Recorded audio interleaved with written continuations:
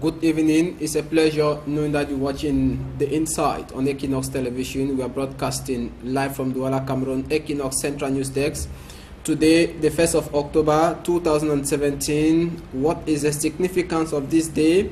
This special day in the history of Cameroon, in which former Southern Cameroon had their independence on the 1st of October 1961. Tonight, my guest is a historian.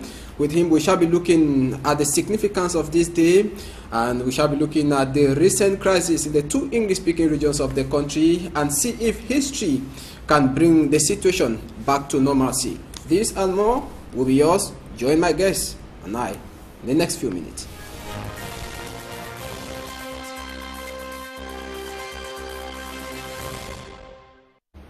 I'm welcoming a historian tonight, Gilbert Gindo. Good evening.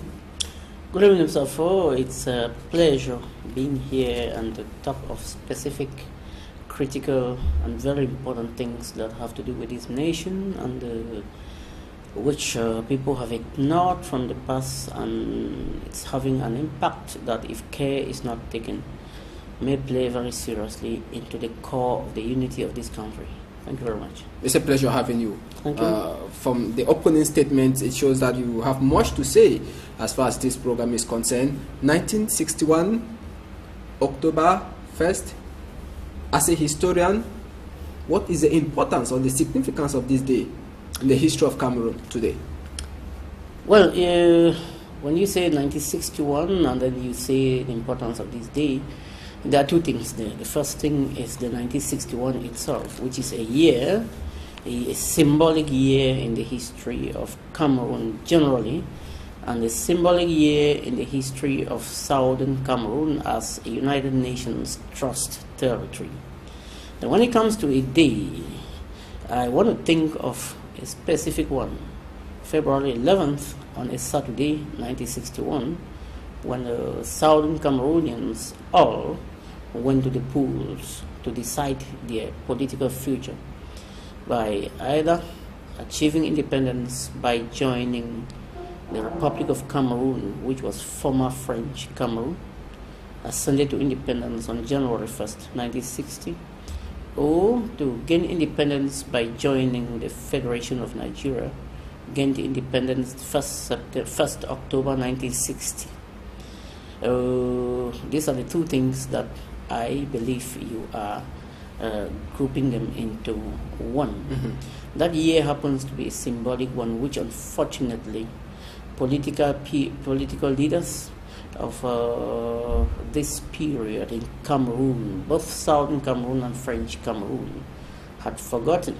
I want to use the word forgotten because there is no reason why such important dates in the history of a people, in the history of a territory, should be relegated so much so that some other days that do not actually have an impact in the lives of a people are glorified against the days when people turn a leaf, a new page in their lives. So which one came first? Because today many persons are confused. Some are saying October 1 is the day of reunification. Well, when people say October 1 is the day of reunification, they are correct. October 1 is the day of independence, they are correct, because unfortunately, permit me use the word unfortunately, several options came up in Southern Cameroon as to what concerns their political future. The options were these: independence, cessation from Nigeria, and reunification with French Cameroon. Cessation from Nigeria and integration back as an autonomous state within the Nigerian Federation. And then the third option that came up from May 1960, that was defended by the Cameroon United Party of Paul Moyongomo Kale, PM Kale, was secession without reunification. That means an autonomous and independent Southern Cameroon. But that one was not taken into consideration. I will tell you why. It was not taken into consideration because the three options went to the United Nations plebiscite conference of 1960, and to be very clear on that, the United Nations would have adopted the third option, which by that May 1960 was very popular. In fact, more popular in Southern Cameroon than any other one that had been from 1964. But for the fact that the British who were the mandatory power in southern Cameroon, did not want to allow a territory that's independent and, according to them, economically not sufficient, not enough to stand by its own, and will come back to ask for economic aid now, had to connive with the United Nations to wipe out the third option, which was most popular in the territory at that time. In fact, when PM Kale came up with the KUP, which is wanted Southern Cameroon to be on its own, political parties were created immediately to that effect to give its support. I cite them: the CIP, the Cameroon Independent Party of Chief Jesco Manga William from Victoria, and then we have the CCP, the Cameroon Commoners Party of Chief Nienti from Mamfe, that were created immediately to give him support. What about the One Cameroon? Well, One Cameroon is a surrogate party of the UPC that was created after Ndele's government banned the UPC in southern Cameroon after the 1957 July elections. So that party, as we know, it had always stand for unilateral reunification without any conditions. So UPC philosophy had always been that Cameroon should be one, a bundle. UPC has never seen why Cameroon should have British Cameroon, French Cameroon, or UPC has never danced to the tune of European arbitrary division of Cameroon. That's the stance of UPC, and I glorify them for that. Then when we come back to the year 1961 and the events that preceded, like we are talking the UN Congress, in the UN Plebiscite Conference in 1960, they realized that Britain particularly, Britain bears this blame more even than the United Nations, because Britain, a veto power in the United Nations, Britain, a leading power in the United Nations, stood a better position to decide, and the other powers were confirmed into it. So Foncha had in his head, Ndele had in his head, whether to achieve independence for southern Cameroon while joining Nigeria, as Ndele advocated, as an autonomous state within Nigeria. That was Abubakar Tafawa Balewa was asked in the United Nations, and he stated that if southern Cameroon gains independence by joining the Federation of Nigeria, they are going to constitute a state like the others and be treated as a state like the others, be governed as a state like the others. They will vote their personalities, they will vote their representatives like the others.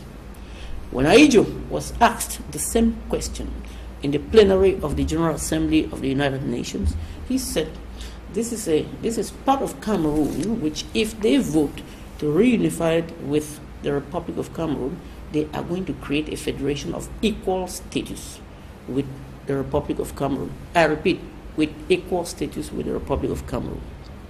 Sometimes it puzzles why things had to turn the way they had been from when that reunification started. So Aijo gave his words that the two Cameroons, when they will join, they are going to be equal status, despite the numerical advantage of the former East Cameroon. No, we do not. Numerical advantage here has nothing to do with this. It has no role to play here. Reason being that whether southern Cameroon was as far less than the Republic of Cameroon in population, the most important thing here is that it was a territory. It was a territory. Not all countries in the world have the same population. We should acknowledge this. This issue of Francophone majority and Anglophone minority has no role to play in what we have at hand in this country now. The issue is that southern Cameroon was a people, a territory, a United Nations Trust territory, just like French Cameroon, transformed in 1946 to be from a League of Nations Mandate B territory to a United Nations Trust territory. That is it. And we take it that way. When we want to go into the polemics of considering the population here, that is the reason why Cameroon is what it is today. Because some people feel that as they are more in number, they should suppress. But that's not what Article 1668 of the United Nations previewed. Okay. No. Now, also, when Aijo gave the assurance to the United Nations that the two countries will be the same, despite their coming together, we saw the Constitutional Conference in Fumban in 1961. He matched words with actions. But can we say that after 1961, the marriage was convenience between the two countries. I want to correct an impression. Let me correct an impression there that when you say he marched west into action, no, I don't agree. History does not agree with that. There's one thing. The 1961 conference, constitutional conference took place in Fumban. There was a conference in Fumban, that's clear, but to say he marched west with action is where history disagrees. Gimdot here is not the one disagreeing. It is the history of Cameroon that is disagreeing. So what is the history saying? Beautiful. Listen, there's one thing I must make it clear before we get into the polemics of Fumban. History does not forgive, and the justice in history has no appeal. The things, there are historical facts and there is historical truth. What happened in Fumban is that before even Fumban, let's not forget that Southern Cameroon political parties and political institutions met in Bamenda from June 26 to June 28 to prepare themselves in what was called the Bamenda All-Party Conference, to prepare themselves for the eventual come-up in the Bamenda and the Fumban Constitutional Conference. There, political parties, the ruling KNDP by Foncha, the opposition CPNC under NLA, who was conspicuously absent. Then we have the OK of the two mothers present with his subordinate. We have institutions, we have British representatives like B.G. Smith and Clarkson, who happened to be the Secretary General of that conference. When they left there, they produced what were called the Bamenda Proposals, or a draft constitution with which they went to the Fumban conference to meet with the Francophone delegation, so that with their own draft constitution, they can now come up with a federal constitution to govern the two states that were to come together on equal status. On equal status. I may want to remind that before the Fumban conference, Aijo and Foncha had met 2 times in Buea, 2 times in Konsamba, and 2 times in Yaoundé. And in one of their Konsamba meetings, they had come out with a loose document that was called the United Cameroon Federal Constitution. This United Cameroon Federal Constitution guaranteed the position of the two states and gave opportunity for each of the states to quit the union in case the union becomes unworkable. Is it documented? It was the two of them came up with this document, and unfortunately, this is what is very important. Aijo made it possible that the United Nations never visit or endorse this document. Britain, which was the trusteeship power of Southern Cameroon, never visit or never endorsed this document. The document finished in between Aijo and Foncha themselves for no other reason but greed. For no other reason but greed. Greed on the part of who? On the part of Foncha, because these two people were acting not on the same force. Not on the same force because Aijo was already the president of an independent country with institutions. Foncha was still the leader of a trust territory of the United Nations, still seeking to be independent. Therefore, he had to be more offensive than Aijo. He had to be more offensive by making sure that this document, which was so much cherished by Southern Cameroonians, should be endorsed by Great Britain, should be endorsed by the United Nations. I know, I do not feel, I know, it is clear, historically clear that when this document was visited or endorsed by the United Nations and the United Kingdom, therefore, the status quo would have remained the same and untampered with. In 1962, Aijo would not have come up with a rule in Parliament of subversion, whereby he had sweeping powers to declare. And West Cameroon, that had a flamboyant democratic system, political debates were free. Political parties were free. They enjoyed democracy just like in the Anglo-Saxonization of politics. But what happened? From 1962, they were pushed to become observers in the political scene. They were pushed to sit and see what happened. They were pushed to believe that somebody is above and somebody is below. They were pushed to believe that for a country to be united, somebody has to be a king and his legs are on the heads of others by the subversion laws of 1962. That is the origin. These are the steps through which we got ourselves to where we are. Are you saying that there was no legal document binding the coming together of the two states? There was this legal document, unfortunately, was produced in Fumban on the 21st, on Saturday, 21st of July, 1961. On that morning, when resolutions were read in French, and I must stress that to the misunderstanding of majority, if not 90, more than 90% of the Southern Cameroon delegation, 25 of them, who were in Fumban, made up of political party leaders, the traditional authorities, and others, 25 of them in number, against 12 from the Republic of Cameroon. Let this be clear. Most of them did not know French, and the final document read to them was in French. On the opening day, in the morning of Monday 17, when Aidjo gave his opening speech, Foncha gave his opening speech, the two of them sounded on the same philosophy. How nice is it to meet with our brothers again? We are going to experiment our union by creating a federal union, which is a federal state. Ndele had this to say, I quote him, "What we are about to do today concerns the future of a people, and the haste with which we are getting into may not lead us to a satisfactory future. Care has to be taken." This is what Ndele declared there. That means that what? Ndele was seeing far more than the two people who claimed to be the leaders of both parties. Because Foncha was hastily, with some sort of enthusiasm, which was imagined as from a personality of his status quo at that moment, when he was representing a territory, a people, representing them to build a future without limit, and hastily getting into such agreements, hastily getting into such arrangements was doubtful. Aidjo, on his own part, was showing a lot of doubts in what he was treating, and who carefully kept the conference suspended with a lot of animation. In 2011, I watched Madame Jimulu Njoya Alice, who in 2011 was already in her 77th year. When she spoke, I had the impression that what I have read is correct, because she said that she was one of the hostesses carefully hired by Aidjo to sleep with Foncha, to keep Foncha comfortable. She was one, and she showed pictures of how she kept Foncha comfortable. These are things that Cameroonians should know. These are things that we should be aware of, and things that should help us know that the leaders, those who represented us in one time in our history, did not take full responsibility.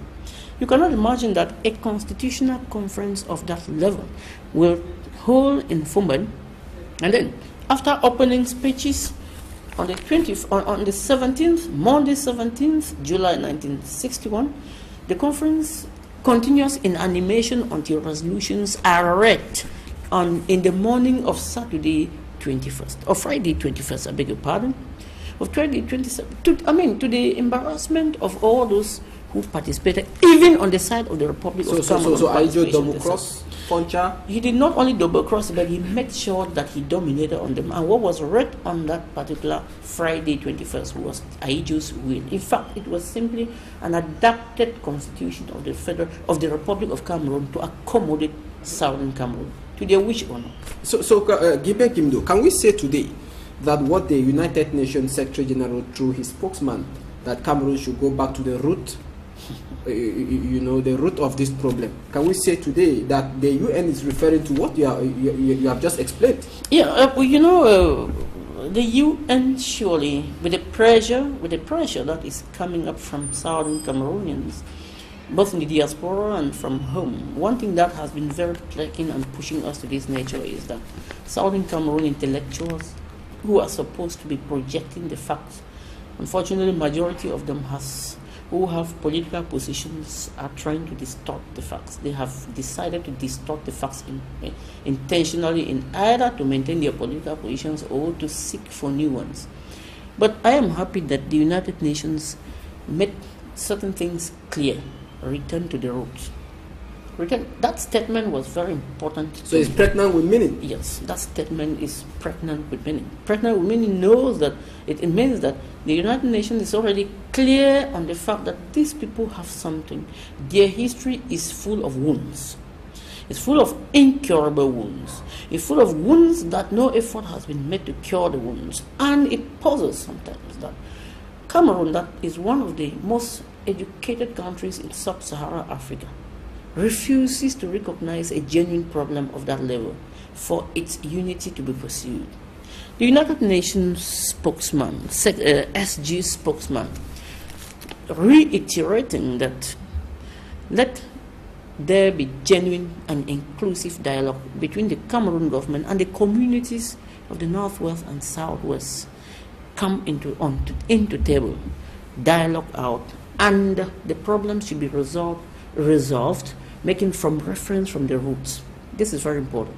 That is the most important statement I read from that communique. It means that if dialogue has to be genuine, dialogue has to be inclusive, dialogue has to be sincere, if there has to be corporate credibility in that dialogue from both parts, then the roots of the problem has to be tabled. The roots of the problem, because when they are tabled, it is from there that the wounds of southern Cameroon will be revealed, will be exposed, and appropriate cure will be allocated. Okay, let's now see what happened today in the two English-speaking regions of the country. 1st of October. It is a rare 1st of October that we've seen people out commemorating the 1st of October. It is usually very difficult to see even a camera outside or even a telephone outside every 1st of October, but today was a very quite different day. We take you to the two English-speaking regions of Cameroon. We go back to the machines and see what happened this day.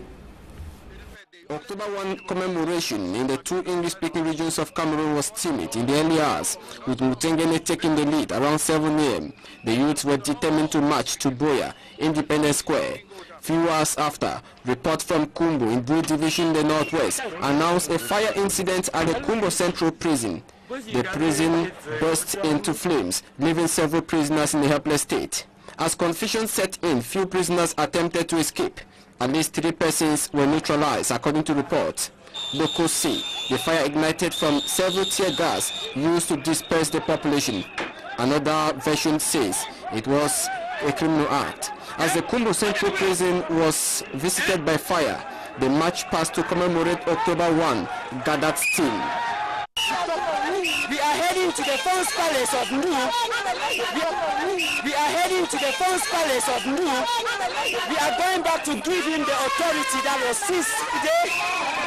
Our Independence Day, which was given to us. The people of Bamenda started converging on major spots to march to the first palace in Mankong. 2 persons were shot. They were rushed to the St. Mary Hospital.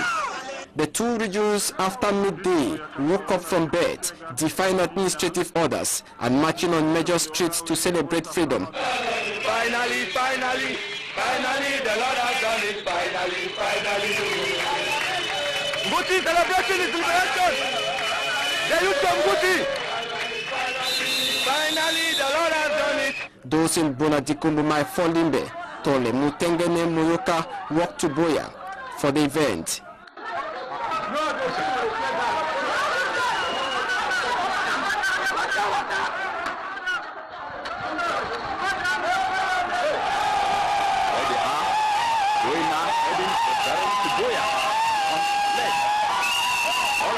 A bluff bat is said to have taken place there. In Great Sokwa Boya, where several persons are reported to have been shot, as army used live bullets, invaded homes, and carried out massive arrests. In Fiango Kumba, in Meme Division of the Southwest region of Cameroon, gunshots were heard. Arrests was at the center of attraction. A 12-year-old child is said to have been shot by a stray bullet while at home. In Babanki, northwest region of Cameroon, hundreds gathered at the Fons Palace to commemorate October 1. This is Babanki Tungo. We are right in the palace. We are close to the flag. EQUINOXE television cannot independently confirm the number of casualties in Sunday's protests in the two English-speaking regions of Cameroon. Unconfirmed reports, however, put it at dozens of persons who were shot.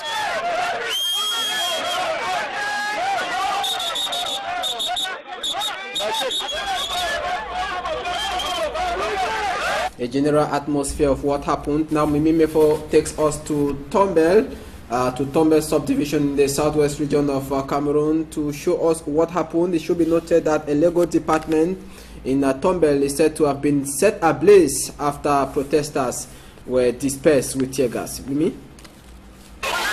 Sunday morning on October 1 in Tombel, Kupe Maninkuba Division, some residents remained indoors as prescribed by administrative authorities in the southwest region. Some were in church, praying for peace and unity in the country, while the street was at the same time inundated by youths who came out for protests. With the main route blocked and guarded by gendarmerie officials, the protesters succeeded to force their way into the village square. They were marching with peace plans, denouncing violence and calling for the release of all the detainees of the Anglophone crisis. To many, it is the outcome of failure to engage in meaningful dialogue. The Anglophone that they are fighting something which is clean and clear for everybody. But what is killing our president is that his ministers, they are not giving me exactly problem. At least the president should come back and anywhere is, even anywhere in America or in Canada, they should call the English people and they call the chief of FACO conference. Pobia will sit down and dialogue with the United Nations people. As the number of protesters increased, security was also reinforced. As if the message of the protesters was heeded too, the demonstration was peaceful till the time when they stormed the Throne's palace. The police used tear gas to disperse the people, who proceeded to set the legal department ablaze. At least half a dozen of persons were reportedly shot by security forces. It took several hours for the men in uniform to suppress the protest demonstrations.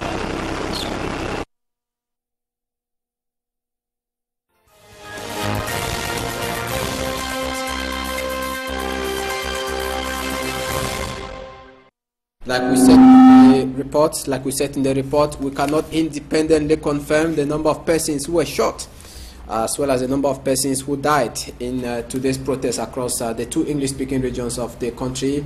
Equinox Television is still on the ground with reporters to give you details on that. Now, before we meet the Minister for Communication, who will be giving the stance of the government as far as the Anglophone crisis is concerned, Gilbert Gimdo, you watched the two reports there. Did you expect that the people would defy administrative orders to stay at home?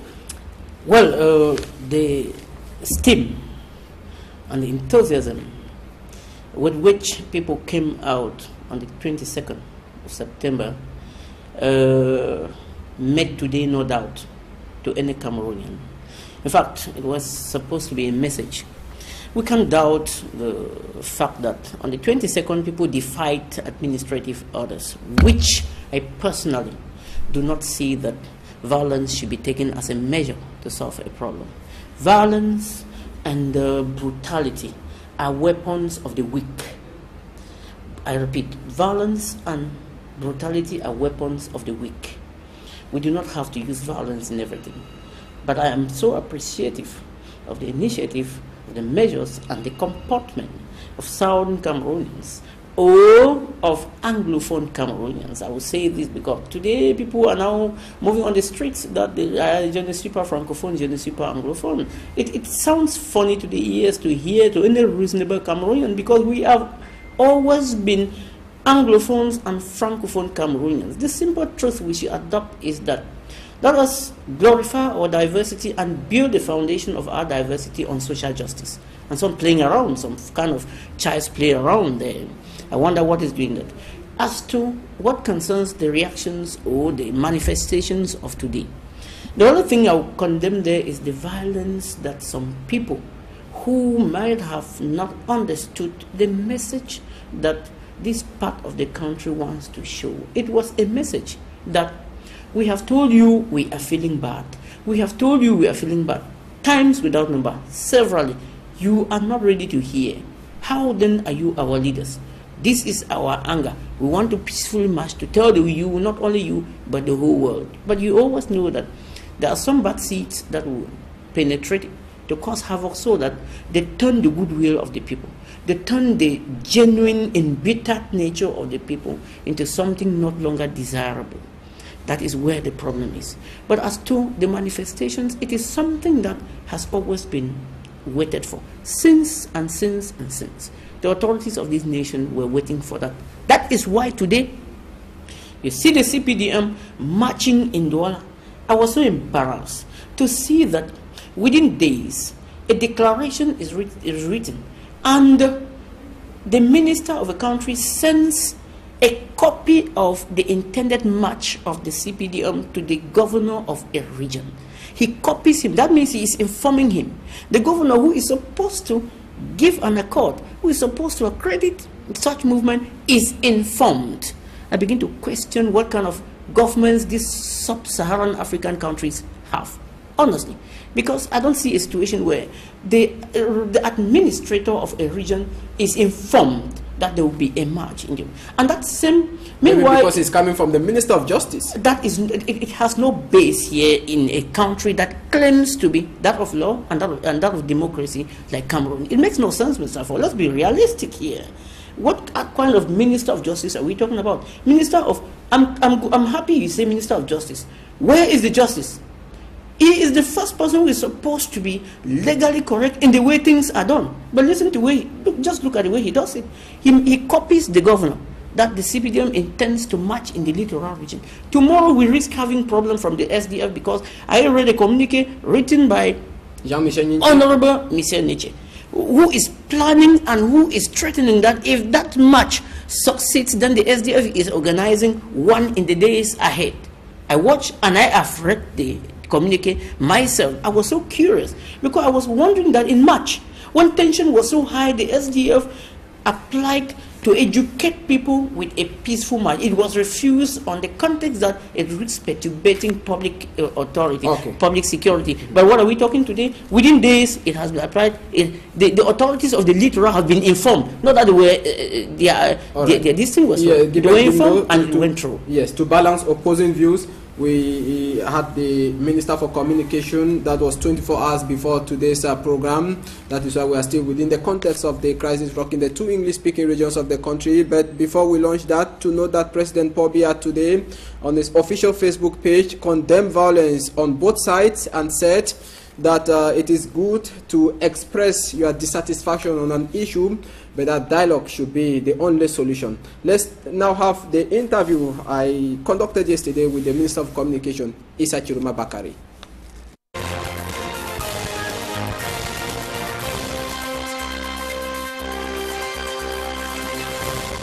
Good day and thanks for joining in this special edition of the news. We're receiving the Minister for Communication, Issa Chiroma Bakari, who is touring media houses in Cameroon's economic capital, Douala.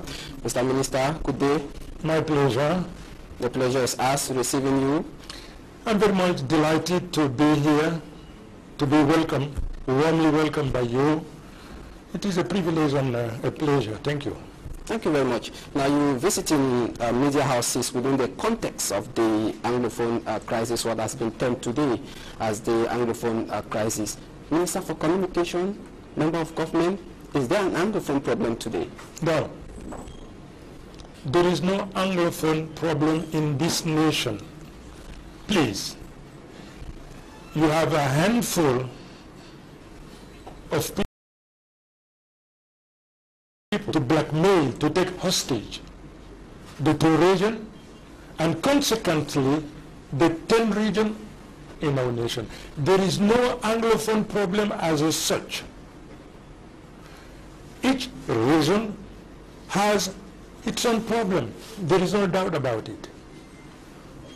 When the lawyers, the teachers raised the problems that they were confronted with and for which solutions have not been found, they were received, they were welcomed. The head of state gave the instruction to all of those who in one way or other were in charge of the area to receive them, listen, focus the mind on the problem raised by them and to find the right solution. And the problem raised by lawyers and teacher unionists, most of those problems have found solution. But we were expecting the end of the problems when the secessionists came up with their claim, their demand. They were nothing short than independence. But maybe secessionists took the advantage that in the month of January, you alongside other government ministers stood up and said there was no Anglophone problem. This angered most persons who watch you. Today, can we say that the continuous process of the strike action in schools, they are not yet effective? It is because of what you said in the month of January. Can it be blamed today for what is ongoing? No, not at all. I said a while ago that in January, when in my office, I presided over a press conference attended by ministers. In my mind, I thought that infrastructural problems were at stake. We say that the problem of road, building hospital, school, so forth and so on, are common problem all over the nation. But before January, you had bad lawyers who had stood up to talk about the translation of the Ohada law in the month of October. Can you allow me to continue, please? And in the month of November, teachers had sent a communique 1 month, even before November 21. You are aware of that? We have to be very much disciplined in this dialogue. We are all disciplined. When you raise an issue, you allow me in my capacity as the member of the government and spokesperson, you have to give me the opportunity to answer your question. I'm just recalling, Mr. Minister. I say that at the beginning, I was wrong in my assessment of this situation. When the problem of translation in both languages, any document coming from any administration, and this being not the case, I say, yes, they are right. If Anglophone problems should be identified by those problems, there is no doubt, there is no problem. If there is problem and those problems have to be addressed and they have to be settled. And this is what the government is doing. But today the strike continues. Which means the efforts put by the government are not enough? No. You are analyzing, assessing the situation through a misleading prism, angle. No, we have been on the ground, Mr. Minister. Let me not been effective. I'm talking based on statistics. Let me continue. I said that you are wrong in your assessment of this situation. Let me tell you the reason why.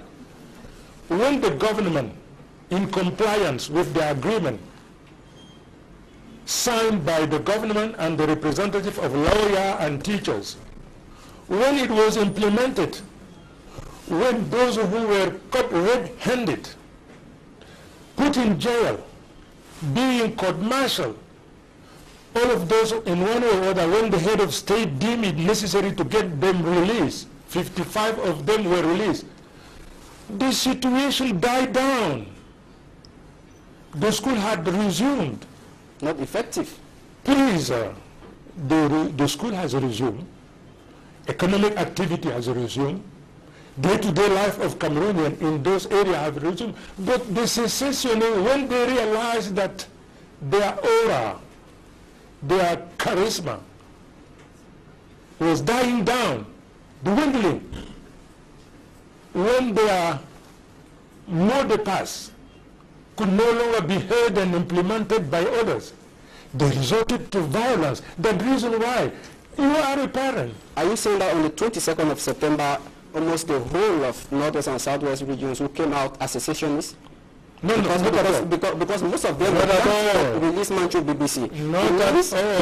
The perception of the order from the head of state public to release everybody was not well taken and communicated by those involved. Not at all. Please, refrain from amalgamation. The Anglophone are victims of this situation. You have a handful of people settled abroad who are dictating what is taking place under threat, because people have been taken hostages. Without threat, this situation would have disappeared completely out of our radar. We are convinced. They are threatening. They call MPs. This is, you cannot deny this. They call MPs, member of the parliament. If you don't resign, we are going to kill you or kill member of your family. You have proof that they called them? Yes. Most of them, at least one or two, they say that, well, one day, huge gathering, huge crowd straight there to the house, found them with their family, and said that if you don't resign, you are going to face the consequences. And they were obliged to resign. So, under threat, it is possible to get what you want. But freely, it is impossible. Now, what happened with the other detainees, Anglophone detainees who are still in jail? The head of state, through the Secretary General, the President of the Republic, signed a release calling for the total release of everybody. What happened? Can you explain to Cameroonians and the families who are watching you now?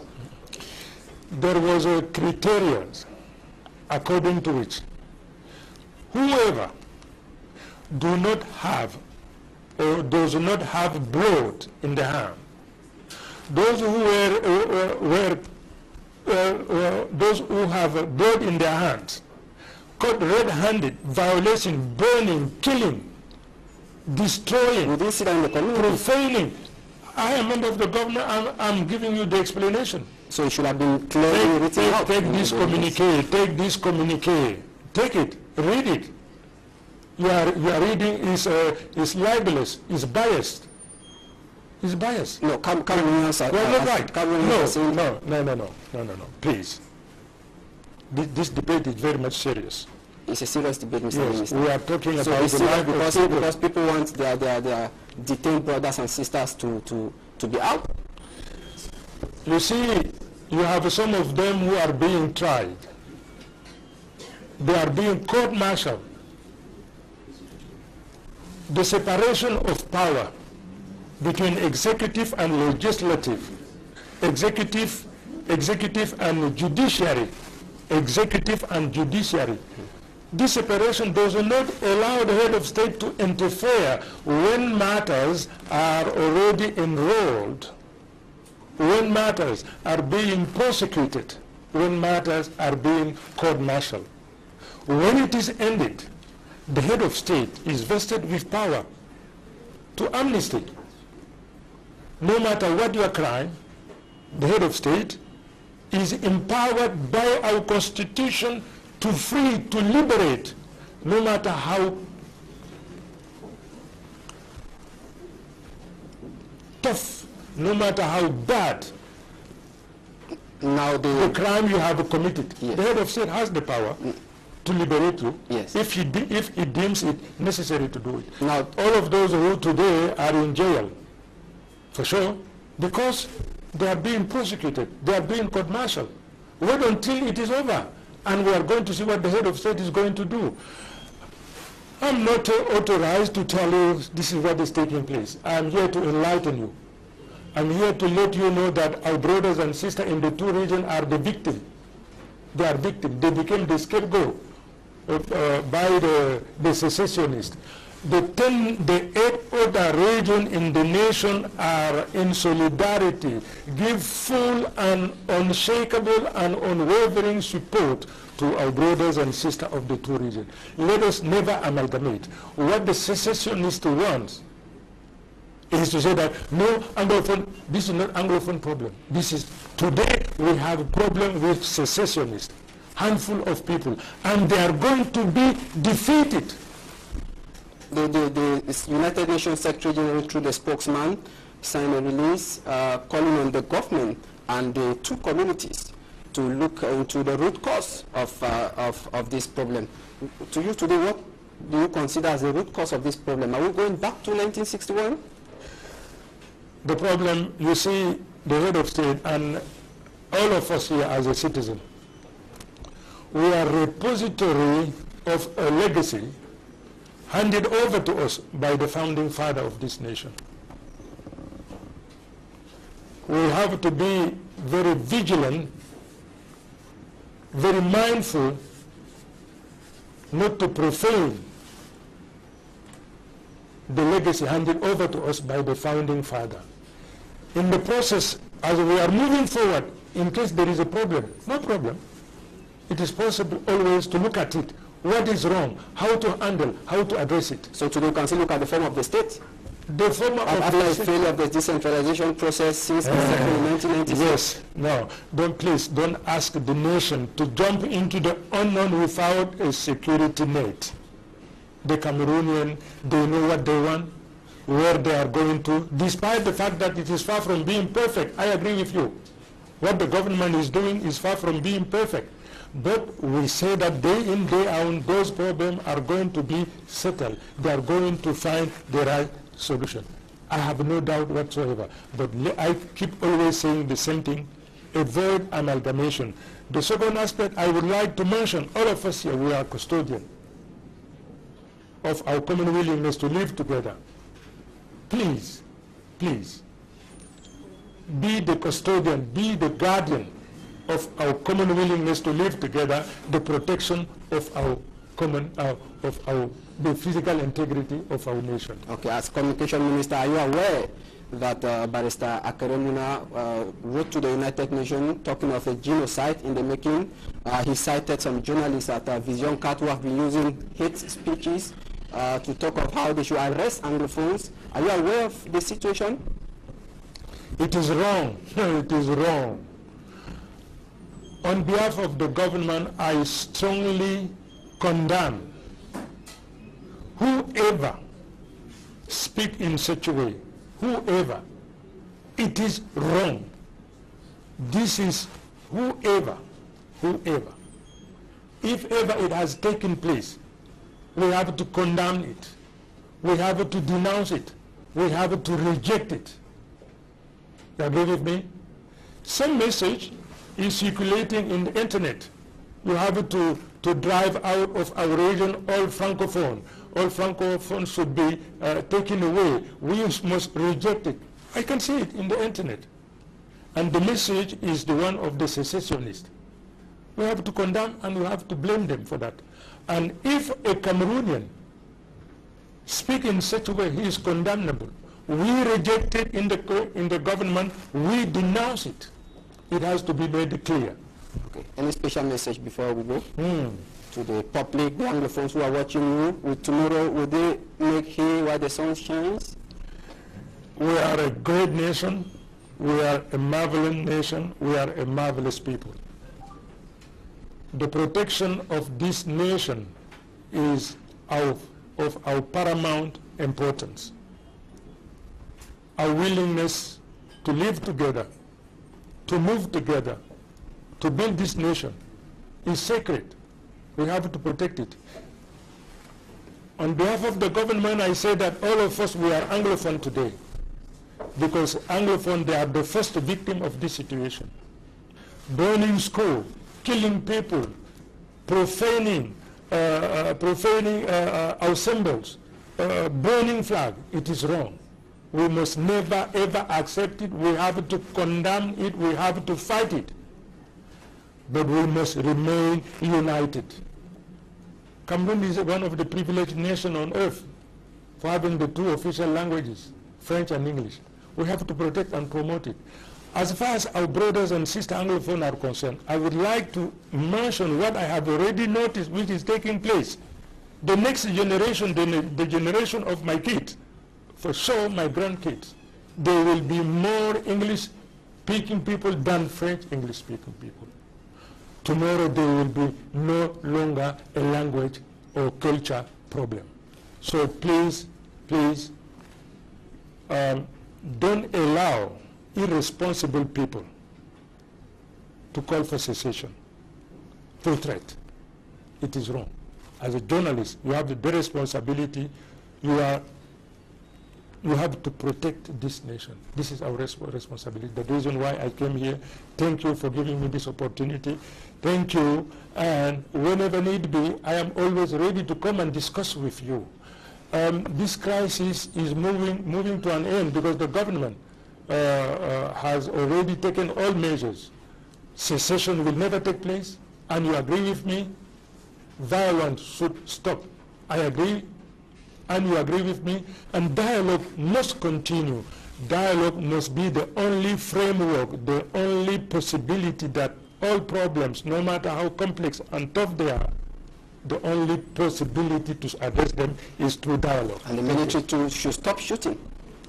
The military military has never shot in any. How can you say this? Many people have been reported dead. We have confirmed. on September 22 in the northwest, in Kumbo and in Mamfi. Well, before we leave, Mr. Minister. Please.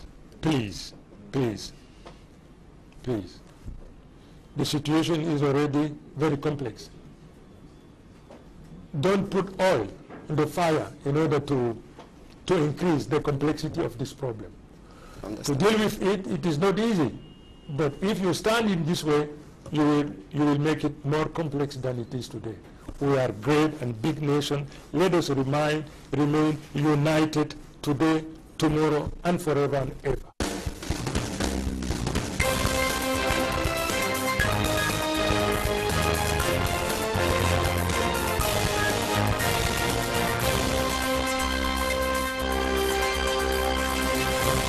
That was the Minister for Communication, who is making his first appearance in the Insight.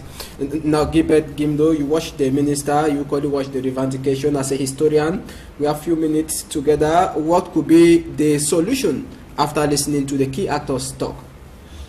Yeah,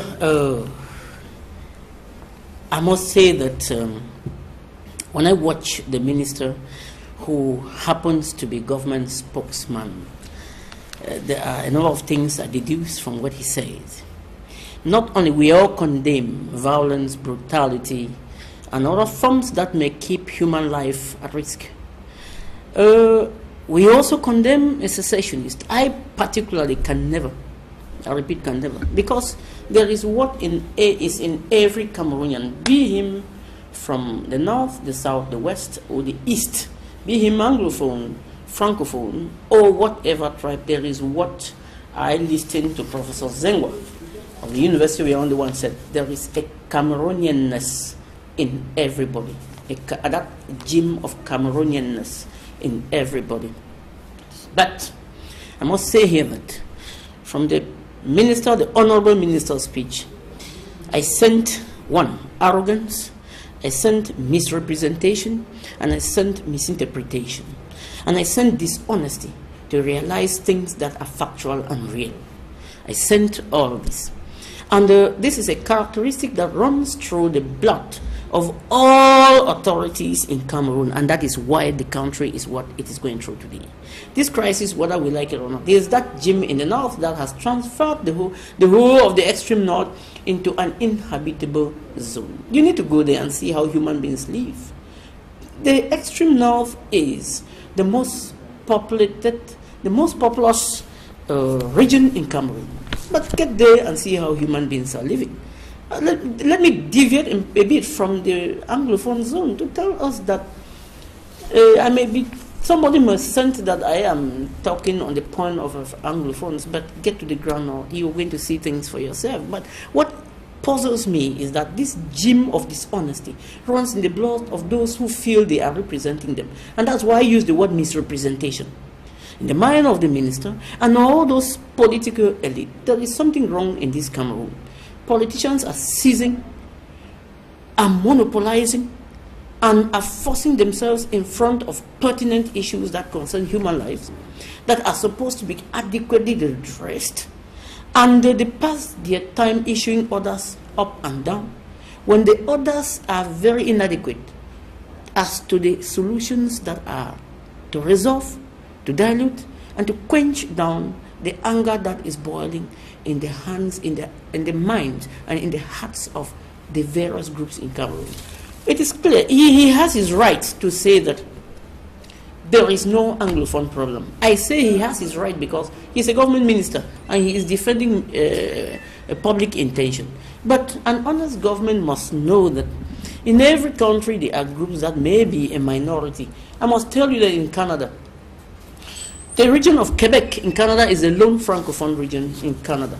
There is a movement that is there that is called the sovereignty movement.